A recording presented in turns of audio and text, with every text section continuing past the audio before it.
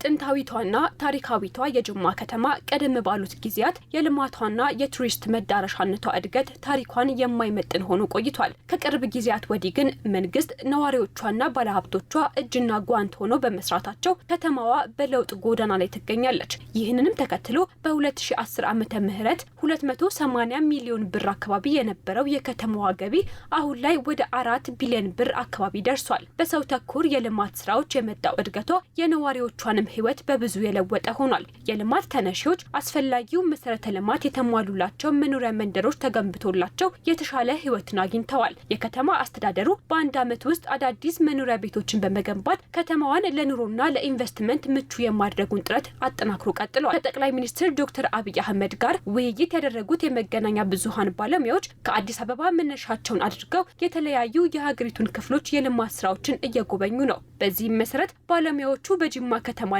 አካባቢዋ የተሰሩ የልማት ስራዎችን ተዘዋውረው ጎብኝተዋል። የኮሪደር ልማት፣ የአባ ጅፋር ቤተ መንግስት፣ ተመልሶ በማገገም ላይ የሚገኘው የቦዬ ሐይቅን ጨምሮ ሌሎች የልማት ስራዎችና የተፈጥሮ ሀብቶች መዳረሻዎቻቸው ሆነዋል። በጅማና አካባቢው በመከናወን ላይ የሚገኙት የልማት ስራዎች ለከተማዋ ቱሪዝም ኮንፈረንስ የሚያበረክቱት አስተዋጽኦ ከፍተኛ ስለመሆኑ ጠቅሰዋል። ከዚህ ባሻገር ነዋሪዎችን ተጠቃሚ ያደረጉ ሆነው ስለማግኘታቸውም ገልጸዋል። የከተማውን የነዋሪ ህይወትን ማሻሻል፣ ሊቪንግ ስታንዳርዱ ማሻሻል፣ ይሄን የከተማ ህይወት ከገጠሩ ህይወት ጋር ማስተሳሰር፣ የገጠሩን ልማት አንድ ላይ ከከተማው ጋር አስተሳስረህ መሄድ መቻል፣ ይሄ ነው ሀገር የሚቀይረው ማለት ነው። ጅማ አካባቢ ደግሞ ተራራማ አካባቢ የተሰራው ትልቅ ፕሮጀክት ሐይቁ ምናምን ሲታይ በቃ በጣም ነው ደስ የሚለው። የምር በክልል ደረጃ ደግሞ እንደዚህ እየተሰራ መሆኑን ስታይ ደግሞ በጣም ከልብ ያስደስታል። ከታሪክ ጋር ደግሞ መዘመንና ውበቷን ጨምራ ስታያት ደግሞ ለየት ይላልና ረጅም ጊዜ ከ4 ዓመት በፊት ነበር ያየዋት።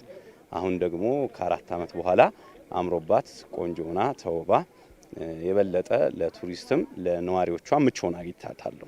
እነኚህ የምንላቸው የቱሪዝም አቅጣጫዎች ዝም ብለው ራሳቸውን ችለው የሆነን አካል ሆቴሎችን ወይም ደግሞ የተከፈቱ የተገነቡ ትልልቅ አዳራሾችን ኮንፈረንስ ኤሪያዎችን ብቻ የሚጠቅሙ ብቻ አይደሉም። በዛ መካከል ማህበረሰቡ ምንድነው የሚጠቀመው የሚለውን እንዴት የተሳሰረ እንደሆነ በደንብ ማየት ችለናል። ይሄንን አንድ ወቅት አዲስ አበባ ላይ ሲጀመር አንድ ቦታ ላይ ሲጀመር ትውልድ ቦታ ላይ እክሌ ላይ እንዲህ ቢሆን ብዬ እመኝ ነበር።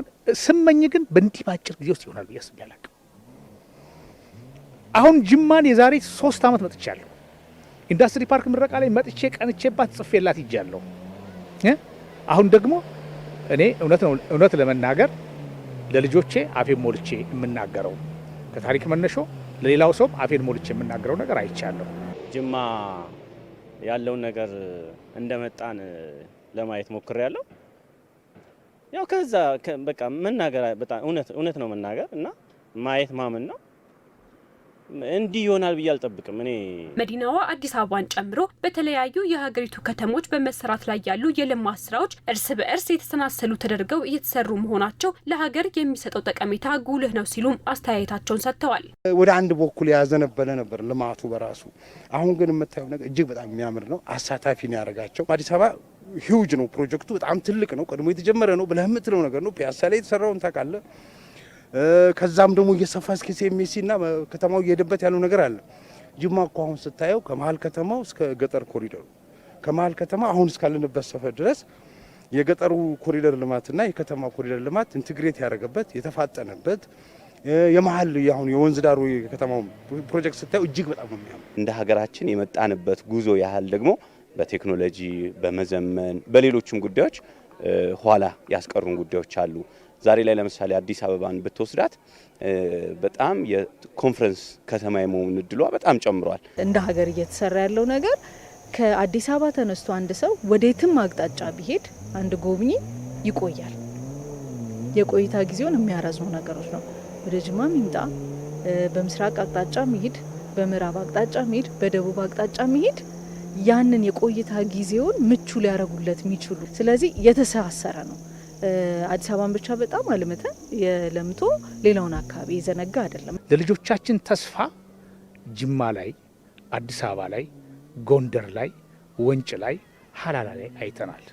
ይህንን መመስከር ይህንን መናገር የማይደፍር ካለ እሱን ኢትዮጵያን በዘፈን እንጂ በተግባር ሊያውቃት አይፈልግም ማለት ነው። በጠቅላይ ሚኒስትሩ ኢኒሼቲቭ የተጀመሩ የተገነቡ ያሉ እየሰሩ ያሉ ለአገልግሎት ክፍት የሆኑ በርካታ ኢኒሼቲቮችን ያየን ነውና ተስፋ ሰጥቶኛል። በአጠቃላይ የህዝብ አይንና ጆሮ የሆነው የመገናኛ ብዙሃን ባለሙያው ሌት ተቀን ስለሚሰራው የሀገሪቱ ልማት ትክክለኛ መረጃን ለህዝብ በማቅረብ የሙያ ብሎም የዜግነት ኃላፊነቱን ሊወጣ እንደሚገባ አጽንኦት ተሰጥቷል። እውነቱን ማየትና መገንዘብ ብቻ ሳይሆን ማስገንዘብ፣ ያንን ማሳወቅ ለራሳቸው የሚዲያ ሰዎች ይህን ነገር አይተው ተገንዝበው ለራሳቸው ከማወቅ አልፎ ይህንን ማስገንዘብና ማስፋት ማስረጽ ያስፈልጋል። ህዝቡ ጋር ጥያቄ የሚፈጥሩ ነገሮችን መልስ እንዲመጣ በማገዝ የሚታዩ ነገሮችን ደግሞ ያለ ሽሽግ ማለት ነው ያለምንም ድብቅ በማሳየት ብዙ ነገሮችን መለወጥ እንችላለን ብዬ አስባለሁ። ሰው ሚዲያ ላይ የሚያየውን ነገር ነውና